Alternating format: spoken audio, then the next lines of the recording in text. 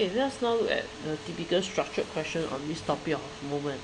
Okay, in this 2004 question, it says that the diagram shows two weights acting on the rod. In this keyword is balance. Okay, balance means that it's in a state of equilibrium where the clockwise moments about the pivot is equal to the anti-clockwise moments about the same pivot.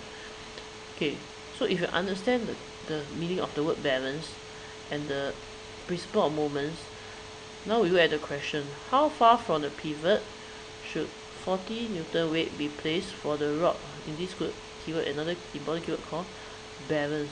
So there's actually they're asking you for this unknown perpendicular distance from the 40 Newton force to the pivot. So in this case, the first step for us to solve is to determine what is the information that we already have.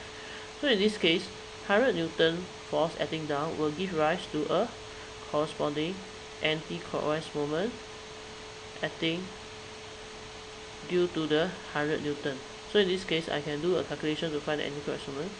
So anti-clockwise moment will be equal to my 100 Newton force times my distance. So in this case, my answer will be 2000 Newton cm, because the unit of the distance that I'm using is in cm, so it's 2000 Newton cm.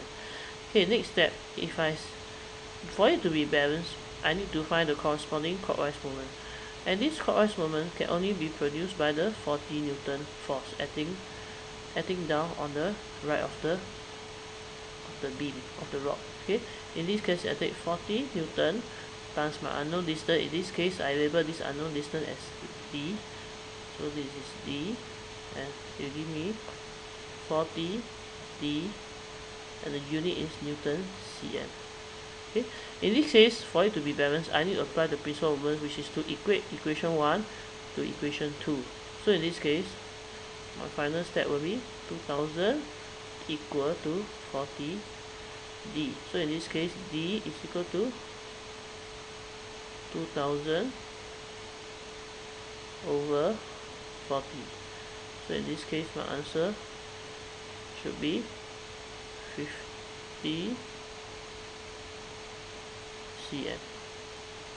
Okay, you want to check whether is it correct. Okay, I have a greater force on the left which has a distance of 20. So in this case, for it to balance, since I have a smaller force, I need to increase the perpendicular distance. So in this case, 50 cm seems to be a reasonable answer. So I will check and make sure that my answer is correct. Okay, so that's all for this question.